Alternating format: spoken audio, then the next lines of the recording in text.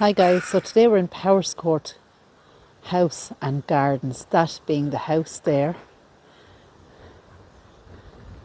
And wait till you get a load of the gardens.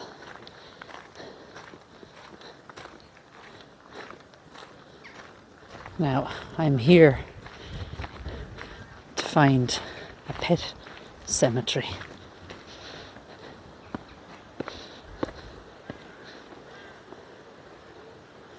But before I take you there,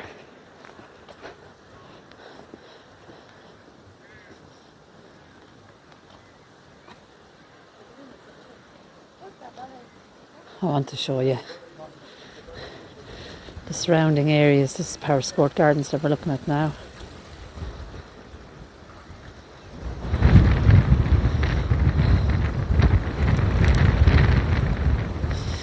And the wind is just getting up there, catching the gimbal. But how beautiful is it? Absolutely stunning.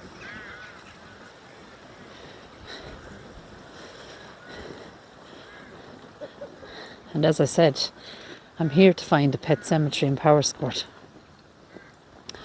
But there's no way I couldn't put this in it as well in the video.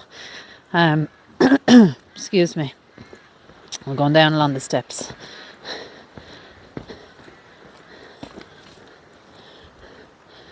Look at the pots even.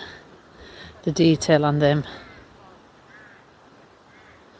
Lion's head, little cherubs, deep in thought, looking at the pansies growing.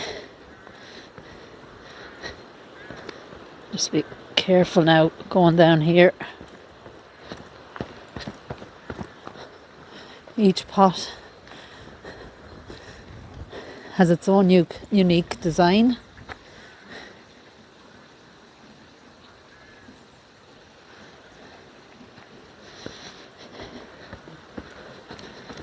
They've Japanese gardens here with a pepper pot. A church. I don't think the church is accessible to the public.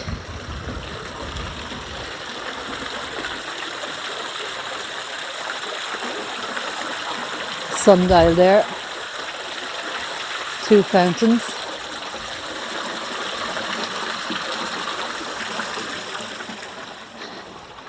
And the gardens. Now, I first visited Powerscourt when I was a little child. My mammy and daddy are fascinated, and they are both amazing gardeners.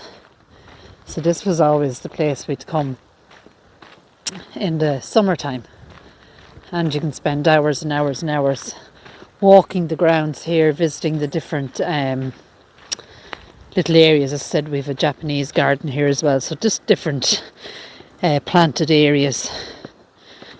And then we've kind of little tracks off the main pathways. Irish Eyes is already down there videoing away, and this probably is one of my favourite places in Ireland. The Garden of Ireland, as Wicklow is known, and we're just outside Wicklow, as I said, in Powerscourt. You can see 2 massive winged horses at the entrance to the lake itself.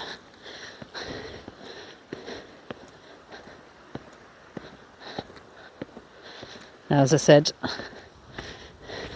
the whole idea of coming here today is to video the pet cemetery, and that will be just further along in the video, but I just thought it very important to put this in as it's just so stunningly beautiful. And there's Irish Eyes videoing away. Look at those horses, winged horses. Imagine overlooking that beautiful lake, and what a stunning fountain there. Behind it then we have the Sugarloaf Mountain,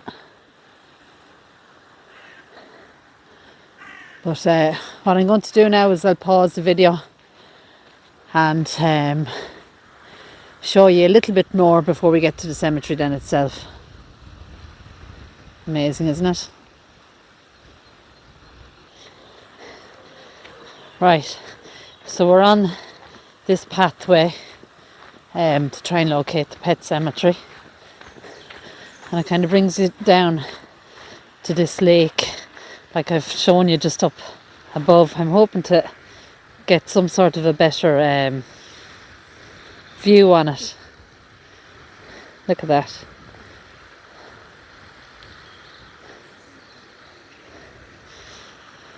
Now it's sunny at the moment, but it keeps going from that to the rain.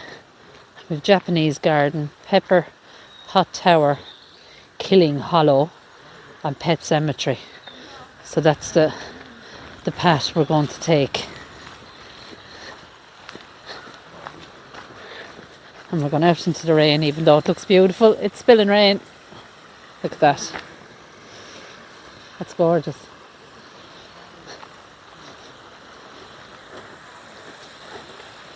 Back up there to the horses. And unfortunately the sun is so bright at the moment, I can't really give you a proper viewing of that fantastic fountain. But we'll keep going. Now, we're at the back of the lake. Just there, and you can see Powerscourt house right behind it, up those steps. But this is the path we are taking.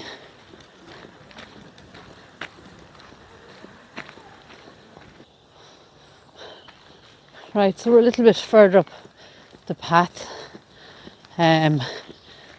My memory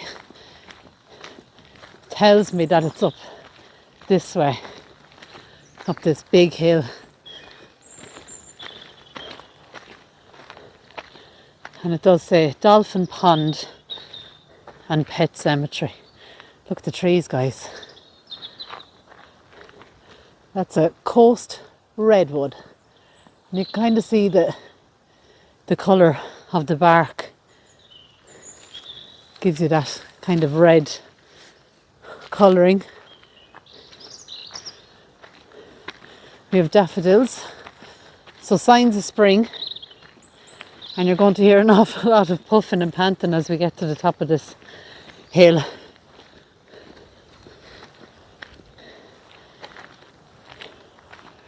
Right, so we are just at the top of the hill, and just here to the left is the pet cemetery.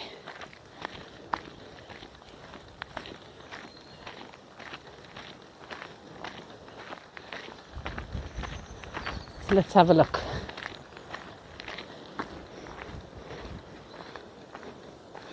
So I think we'll make our way down maybe and work our way up.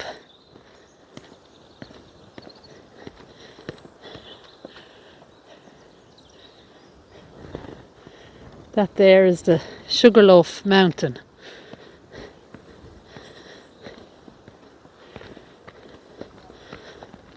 Now, almost there.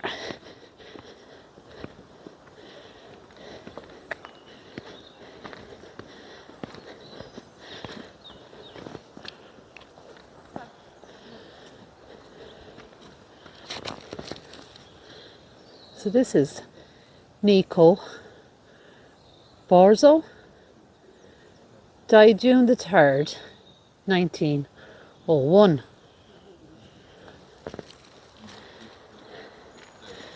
The next one says killed March the 6th, 1905.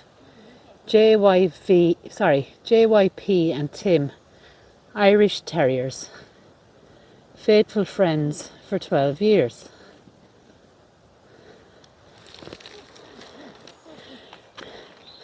Now look at this one. Eugenie, Jersey cow, died 1967, aged 17 years. She had 17 calves, 100,000 gallons of milk. Princess Aberdeen Angus cow, died 1972, aged 11 years. Three times Dublin champion. Wow, look at that.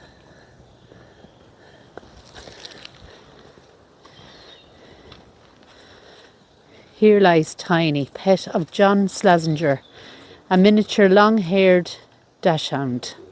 Died 1965, aged 7. And Teddy, the first pet of Mervyn and Wendy Wingfield. Died accidentally, aged just 2.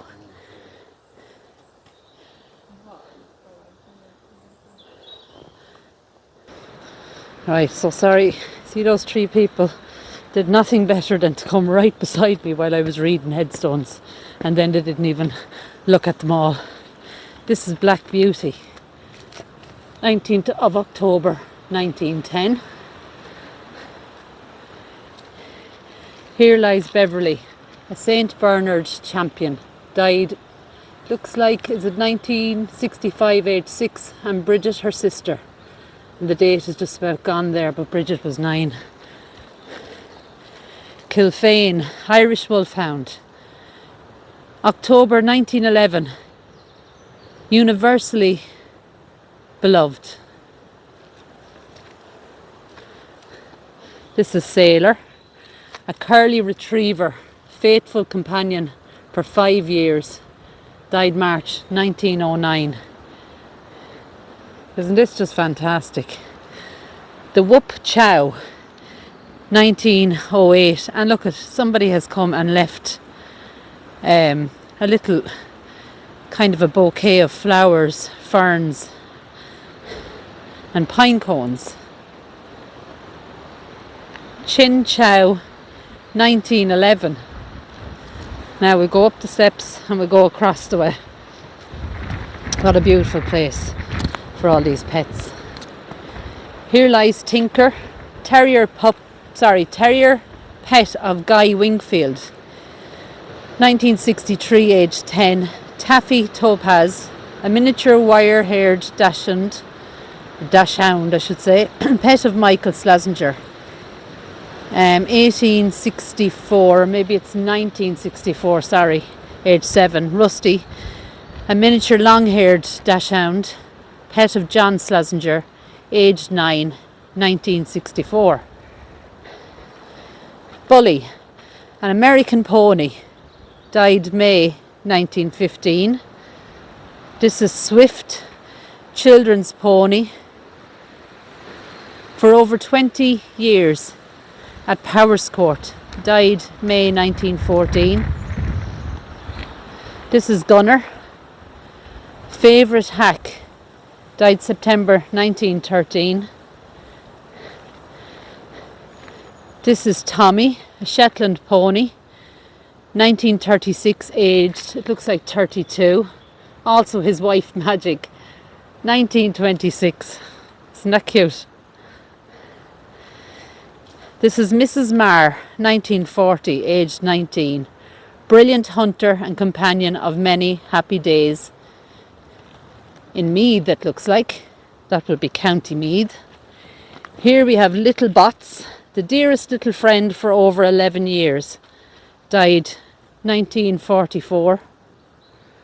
Beside Little Bots then we have Modger, faithful little friend for over 9 years, 1933. Jack is here.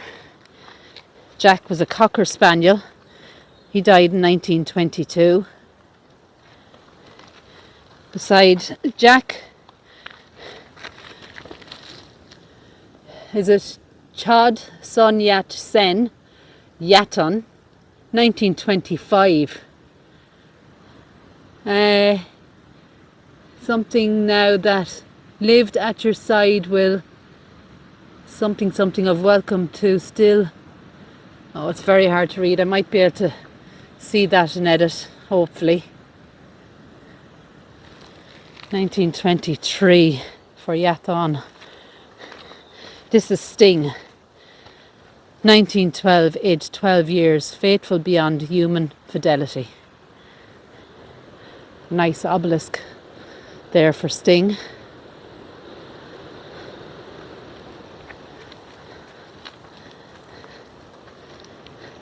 This is Doodles. And all the writing is gone. But once again, I might be able to see it in edit. Hopefully I will, and I'll put it in. I think there's a 1938 there. Old friend. And Busky. Chow Chow. July 1915. So what a beautiful place for all these pets. We've horses, dogs, ponies. Amazing. Absolutely amazing.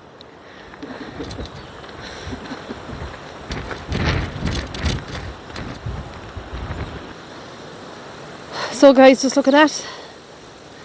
How amazing is that little burial place, that pet cemetery.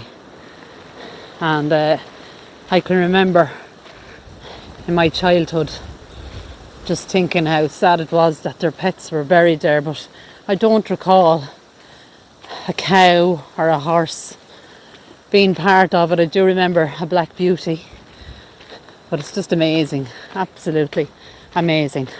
Now this is the Dolphin fountain.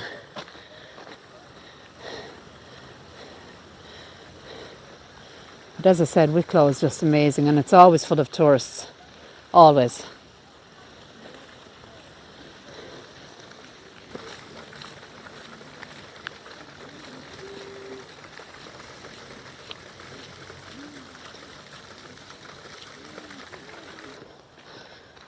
Right guys, so we're now at the other side of the lake,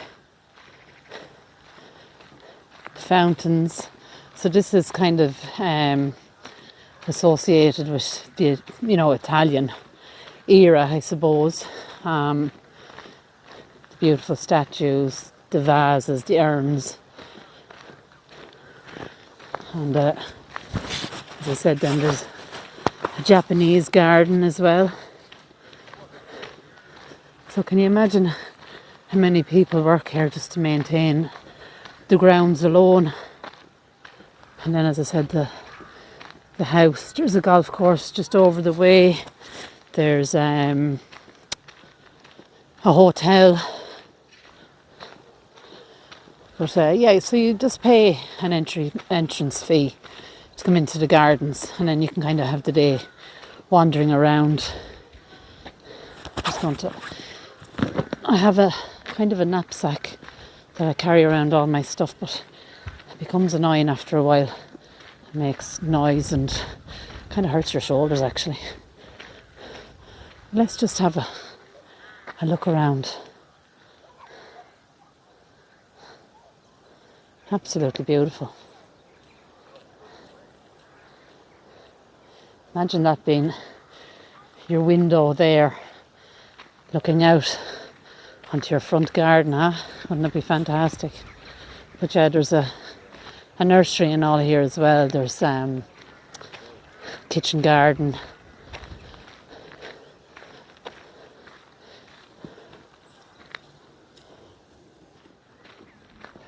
So the original owner of the 13th century castle was an Anglo-Norman nobleman by the name of La Poer, which surname was eventually anglicised to Power. The castle's position was of strategic military importance because the castle's owner could control access to the nearby Dargle, Glen Cree and Glen Cullen rivers. The three-storey house had at least 68 rooms. The entrance hall, where the family heirlooms were displayed, it was 18 metres long and 12 metres wide. The main reception rooms were on the first floor rather than on the ground floor, the more typical location. During the 16th century, the house came into the ownership of the Powerscourt family. The family rose in wealth and prominence, and in the 18th century, Richard Wingfield, 1st Viscount of Powerscourt, commissioned the architect Richard Cassels to extensively alter and remodel the medieval castle to create a more modern country house. Work started in 1731 and finished in 1741. King George IV was the guest of the 5th Viscount Powerscourt in August 1821.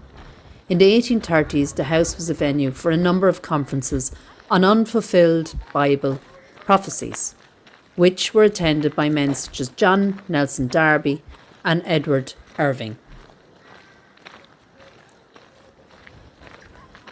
In 1844, at the age of 8, Mervyn Wingfield, 7th Viscount of Powerscourt, inherited the title and the Powerscourt estate, which comprised of 49 acres of land in Ireland.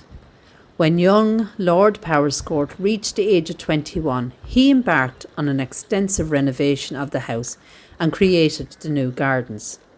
Main attractions on the grounds include Tower Valley, Japanese gardens, winged horse statues, the lake, pet cemetery, the Dolphin pond, walled gardens and the Italian garden.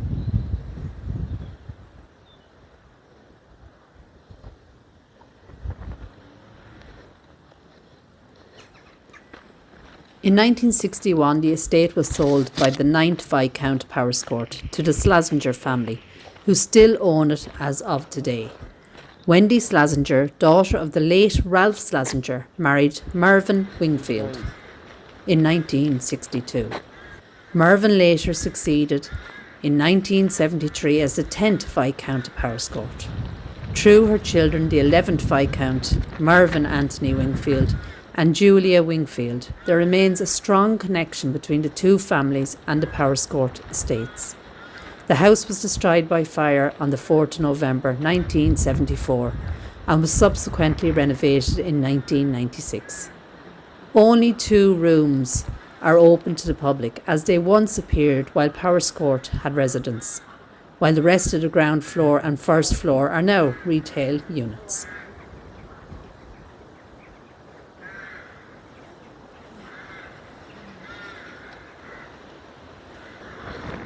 So this little area is the private resting place of all those that have lived here, I suppose. We've a crypt there. But I am so sorry that it is locked up and we're not allowed in there. But it would have been fantastic to get in there. The place actually is just, it looks lovely. Another headstone just in there. That's definitely a crypt here. The ruins of the church.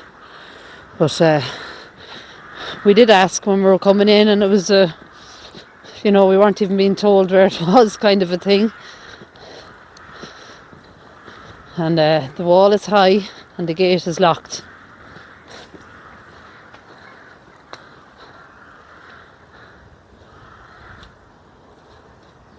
But how cool would it be? I'd like it my gimbal in at least.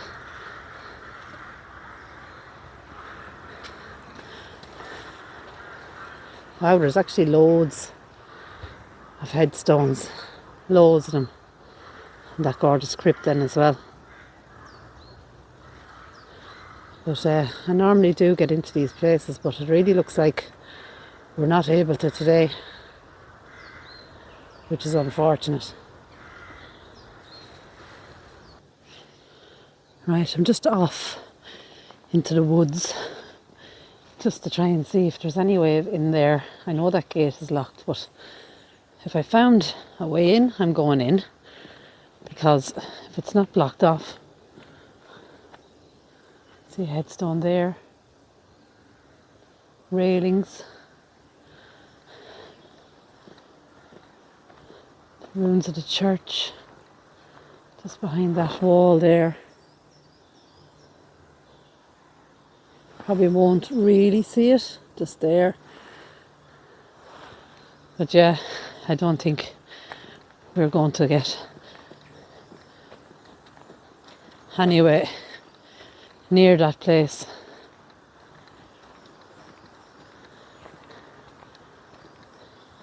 More headstones just there hanging over the wall.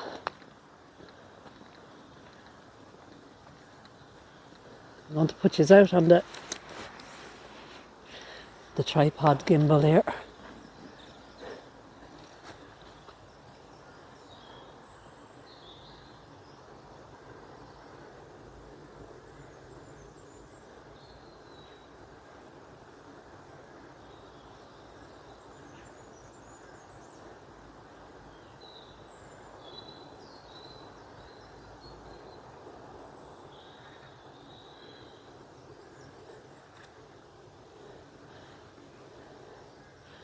And we actually can't go any further.